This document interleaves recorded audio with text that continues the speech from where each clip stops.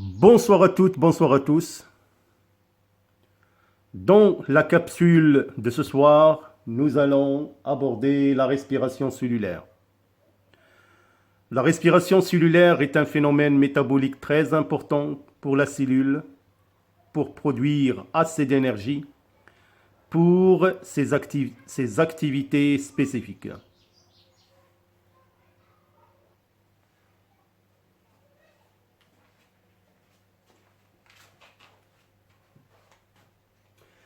Alors, dans la capsule de ce soir, nous allons aborder ce phénomène de la respiration cellulaire qui reste un phénomène très important dans l'activité cellulaire. Nous allons toujours partir d'un petit rappel des capsules précédentes. Alors, une fois la cellule animale que j'ai pris comme exemple reçoit des nutriments, que ce soit le glucose en tant que substrat et de l'oxygène, donc les milieux et les favorables à l'accomplissement de la respiration cellulaire.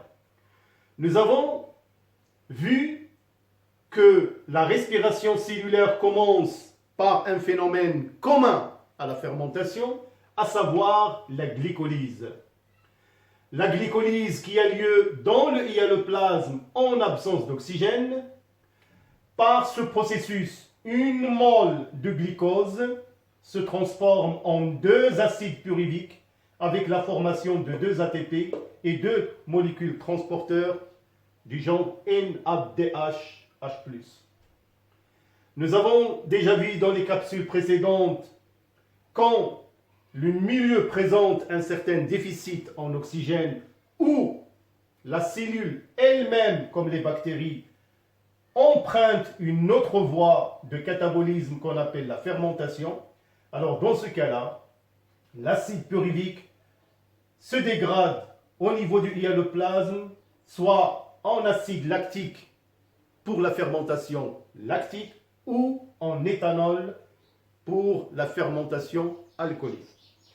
Ce qui nous concerne, nous, dans cette capsule, que l'oxygène est disponible, alors ce gaz, bien évidemment, va rentrer dans la cellule pour aller au niveau d'un organite, la mitochondrie. Alors par la suite de la glycolyse, l'acide pyruvique va pénétrer dans cet organite, la mitochondrie, et va poursuivre son catabolisme que nous allons bien évidemment découvrir au cours des vidéos qui sont consacrées à la respiration cellulaire. Alors, en présence du dioxygène, la cellule emprunte la voie aérobique pour dégrader le glucose par une série de réactions cataboliques catalysées par des enzymes spécifiques. C'est très important. On peut dire que la respiration cellulaire s'effectue en 2 grandes parties ou en 2 phases. La glycolyse que je ne vais pas détailler, donc il faut revoir les capsules précédentes traitant la glycolyse, mais j'ai seulement mentionné la réaction bilan que vous êtes censé connaître, qui est cette réaction-là. Une mole de glucose va subir un ensemble de réactions d'oxydoréduction pour former 2 molécules d'acide pyruvique au pyruvate, formation de 2 ATP et 2 molécules du genre de NADH+, un transporteur d'électrons et de protons qui a un grand pouvoir réducteur. La deuxième grande partie ou la deuxième phase consiste au catabolisme du pyruvate dans un organite, la mitochondrie, que nous allons bien évidemment découvrir maintenant.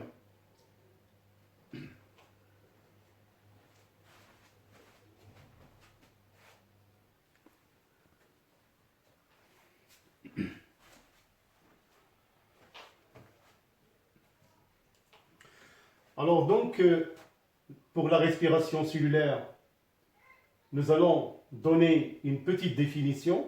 concernant ce phénomène métabolique. Alors la respiration cellulaire ou la voie aérobique, donc c'est une voie aérobique en présence d'oxygène dans laquelle une mole de glucose subit une dégradation totale avec la production d'une quantité assez importante de molécules d'ATP et des résidus inorganiques, le dioxyde de carbone et de l'eau.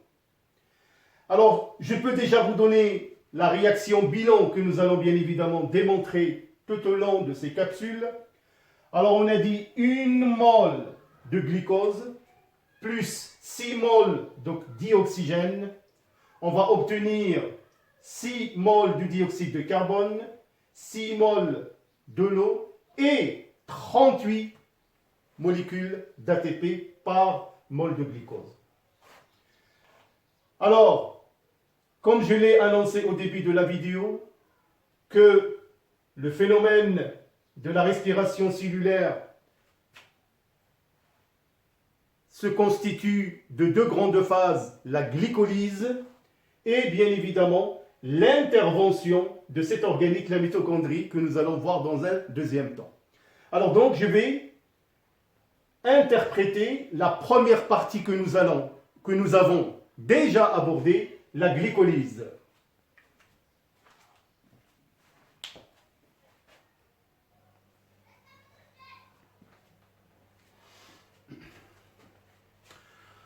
Alors la première partie de la respiration cellulaire, donc c'est la première phase qui est la glycolyse, qui a lieu en absence d'oxygène dans le hyaloplasme. Je rappelle, concernant le hyaloplasme, c'est la partie du cytoplasme dépourvue d'organites, c'est-à-dire où il n'y a pas d'organites. Alors cette glycolyse, comme vous l'avez certainement déjà vu dans les vidéos précédentes, on peut la subdiviser en 3 phases. La première, la deuxième et la troisième.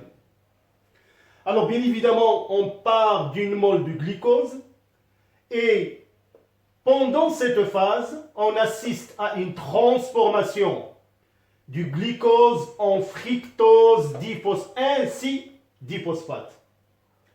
Alors, dans cette première phase, on assiste à une consommation de 2 ATP. On peut considérer cette phase une phase qui permet une certaine stabilisation du glucose qui se transforme en fructose ainsi diphosphate. C'est une réaction d'isomérisation, c'est-à-dire que le glucose et le fructose ont la même formule chimique, mais seulement une certaine modification de la configuration des atomes dans l'espace, ce qui permet bien évidemment que la cellule entame le processus de la glycolyse par une formule stable. Alors la deuxième phase, dans cette phase, le fructose ainsi diphosphate, on assiste à une réaction d'oxydation du fructose, c'est-à-dire une déshydrogénation. Le fructose ainsi diphosphate se transforme en un composé de 3 carbones phosphate 2. Bien évidemment, avec une réduction d'un transporteur, le NADA, plus le nicotinamide, adénine dinucléotide, qui va être réduit en 2 NADH, H+, qui a un grand pouvoir réducteur. Par la suite, les 2 composés ainsi formés de 2C3P vont subir une phosphorylation et on obtient 2 composés 2C3-diphosphate. Donc cette phosphorylation a lieu bien évidemment en présence du groupement phosphoryle inorganique existe, ou plutôt qui est déjà dans le cytosol. Alors la troisième phase consiste à ce que les deux composés, ces trois diphosphates, vont bien évidemment subir une déphosphorylation. Donc, pendant la troisième phase, on assiste à une production de 4 molécules d'ATP et 2 acides pyruviques, appelés aussi pyruvates. Donc, à retenir en ce qui vous concerne, la première phase nécessite une consommation de l'ATP, donc 2 ATP, et la troisième phase, la production de 4 ATP. Alors, ce qui va nous ramener bien évidemment à établir la réaction bilan, cette réaction bilan vraiment à retenir.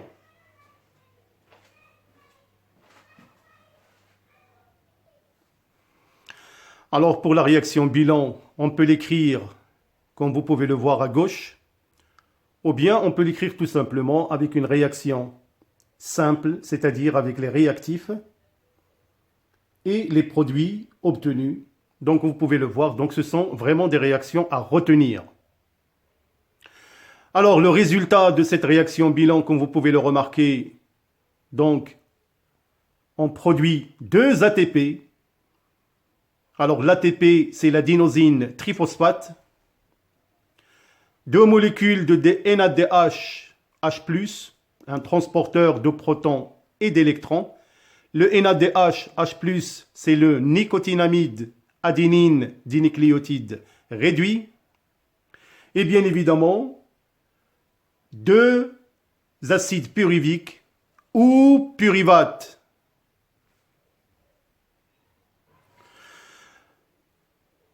Alors, dans la deuxième phase que nous allons aborder dans la capsule numéro 6, alors, l'acide pyruvique ou le pyruvate va poursuivre son catabolisme au niveau d'un organite, la mitochondrie, donc il va pénétrer dans la mitochondrie et va s'installer au niveau de la matrice mitochondriale.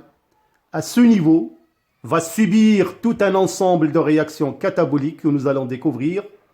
Bien évidemment, il y aura aussi l'intervention de l'oxygène qui pénètre, lui aussi, au niveau de la mitochondrie. Et nous allons bien évidemment déterminer à quelle phase l'oxygène intervient. Alors, comme vous pouvez le remarquer sur ce schéma, donc, nous avons seulement décrit la première phase qui est la glycolyse, qui nous a permis de générer 2 molécules d'ATP. Dans la deuxième phase, le pyruvate ou l'acide pyruvique va pénétrer dans la mitochondrie, au niveau de la matrice, où il va subir un ensemble de réactions. Je ne cite que les 2 grandes étapes que nous allons détaillé et étudié, à savoir le cycle de Krebs. On va produire de l'ATP. Après le cycle de Krebs, la chaîne de transport d'électrons, qu'on appelle aussi la chaîne respiratoire, qui produit ici de l'ATP. Alors, pour cette raison, la respiration cellulaire aérobie reste un processus très très important. C'est ce que nous allons bien évidemment aborder dans la capsule numéro 6. À bientôt.